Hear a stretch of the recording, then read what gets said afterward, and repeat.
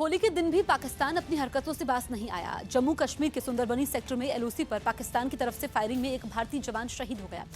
पाकिस्तान ने भारतीय चौकियों पर भारी गोलाबारी की, जिसका भारत ने मुंह तोड़ जवाब दिया। हालांकि पाकिस्तान की ओर से फायरिंग में 24 साल के जवान यशपाल शहीद हो गए। यशपाल जम्मू कश्मीर के उधमपुर के रहने वाले थे। वहीं यशपाल की शहादत की खबर के बाद से परिवार और इलाके में मातम का माहौल है। लोगों ने पाकिस्तान के खिलाफ जमकर नारेबाजी की। शहीद यशपाल का आज दोपहर 12 बजे अंतिम संस्कार किया जाएगा।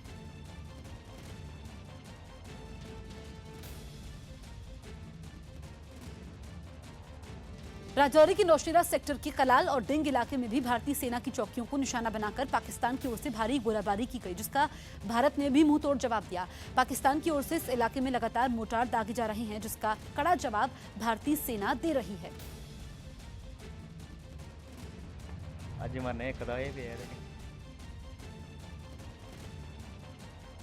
अमेरिका के राष्ट्रपति डोनाल्ड ट्रंप ने गोलन पहाड़ियों को इजराइल के इलाके के तौर पर मान्यता दे दी, जिससे पश्चिमी एशिया में नया तनाव शुरू हो सकता है। एक ट्वीट में डोनाल्ड ट्रंप ने कहा कि वक्त आ गया है जब अमेरिका गोलन पहाड़ियों को इजराइल के इलाके के तौर पर मान्यता दे दे। गोलन पहाड़ियां इजराइल, जॉर्डन, सीरिया और लेबनान के बीच पड़ने वाला इलाका है। इजराइल ने 1967 के युद्ध के समय सीरिया को गोलन पहाड़ियों से खदेड़कर उस पर कब्जा किया था। 1981 में उसने गोलन पहाड़ियों को अपना बताकर उस पर अपना शासन और कानून भी लगा दिया था। हालांकि दुनिया के तमाम देशों ने इसे मान्यता नहीं दी, लेकिन डोनाल्ड ट्रंप के इसे मान्यता देने की कोशिश से हालात बदल सकते हैं।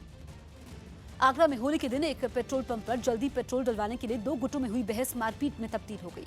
मारपीट करने वाले दोनों गुट के लोग नशे में थे और एक दूसरे से जल्दी पेट्रोल भरवाना चाहते थे। इसको लेकर दोनों गुट एक दूसरे से भिड़ गए।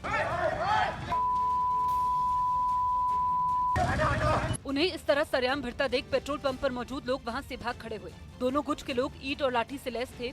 यह हंगामा वहां देर तक चला। थोड़ी देर में एक गुट दूसरे पर भारी पड़ गया। उस गुट का एक लड़का दूसरे गुट के लड़के को पेट्रोल पंप के पास पीटता दिखा। जल्द ही इस लड़ाई में कमजोर पड़े दूसरे गुट ने हथियार डाल दिए और लड़ना छोड़ दिया। तब सरेआम हुआ ये झगड़ा भी शांत हो गया। पाकिस्तान केंद्र सरकार की जमीन जायदाद बेचकर अपने ऊपर लदे भारी कर्ज को चुकाने को मजबूर हो गया है। कंगाली की वजह से उसे अपनी जमीन जायदाद बेचनी पड़ रही है। पाकिस्तान ने कर्ज चुकाने के लिए जमीन जायदाद बेचने का यह फैसला पीएम इमरान खान की अगुवाई में हुई बैठक में किया। बैठक में तय किया गया कि ऐसी सरकारी जमीन जायदाद को बेच दिया जाएगा जिसका लंबे वक्त से इस्तेमाल ना हुआ हो। इस फैसले का मकसद पाकिस्तान पर कर्ज के बढ़ते बोझ को कम करने के लिए किया गया, जो भारतीय रुपए में करीब 13,262 अरब रुपए है। कंगाल हो चुका पाकिस्तान ये कर्ज खुद नहीं चुका सकता, इसलिए सरकारी जायदाद बेचकर वो कर्ज का बोझ कम करना चाहता है। पीएम इमरान खान ने ऐसी सभी सरकारी जायदाद की फेहरिस्त मंगवाई है जो लंबे वक्त से इस्तेमाल नहीं हो रही है। आज पाकिस्तान का नेशनल डे है और इस मौके पर दिल्ली में पाकिस्तान हाई कमीशन ने अलगाववादी नेताओं को न्योता भेजा है। लेकिन पाकिस्तान के इस बुलावे पर भारत ने कड़ा रुख अपनाते हुए विरोध जताया और अपने किसी भी प्रतिनिधि को पाकिस्तान के नेशनल डे कार्यक्रम में शामिल होने से मना कर दिया। तो अलगाववादियों को ये संदेश भेजा गया है, लेकिन जो न्योता आया है उस पर भारत ने कड़ा रुख अख्तियार किया है और ये कहा है कि कोई भी प्रतिनिधि नहीं जाएगा।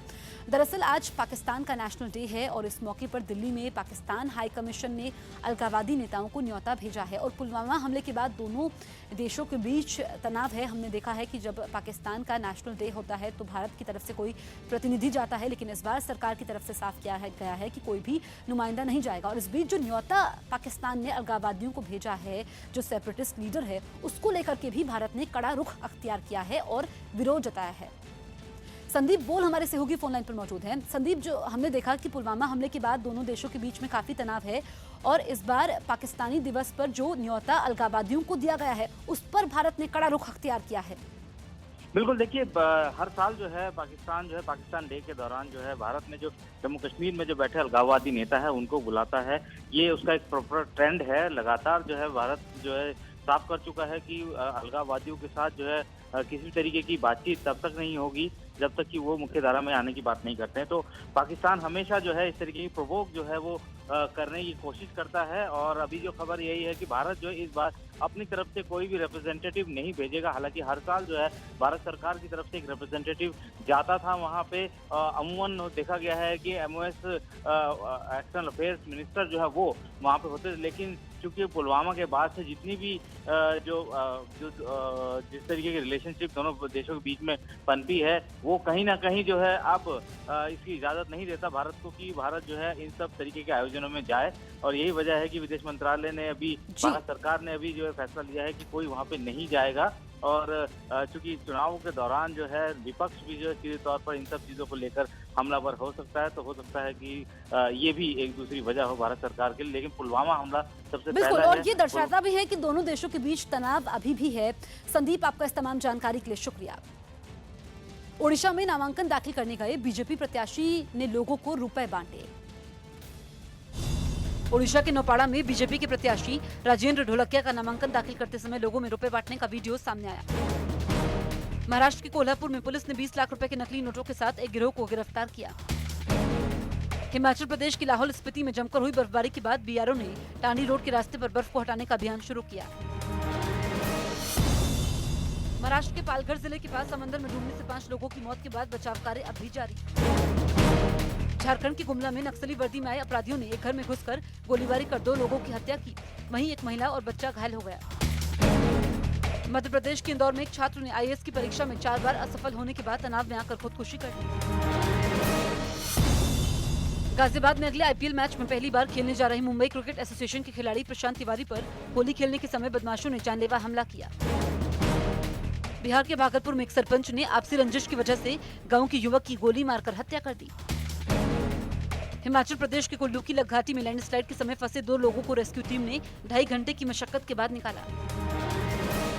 दिल्ली के राजौरी गार्डन इलाके में होली के दिन बदमाशों ने दिन दहाड़े एक सब इंस्पेक्टर पर चाकू से हमला बोला। निहाल बिहार थाने में तैनात sub inspector Amit civil dress में अपने दोस्तों के साथ जा रहे थे कि तभी होली खेल रहे कुछ लड़कों ने सब इंस्पेक्टर की गाड़ी पर रंग डाल दिया, जिसके बाद सब इंस्पेक्टर और होली खेल रहे लड़कों में कहासुनी हुई। फिर बात हाथापाई तक पहुंची। तभी गुस्साए लड़कों ने सब इंस्पेक्टर के पेट में चाकू मारा, जिसके बाद फौरन घायल सब इंस्पेक्टर को अस्पताल में भर्ती करवाया गया, जहां उनका इलाज जारी है। तो वहीं पुलिस ने 3 बदमाशों को गिरफ्तार कर लिया है।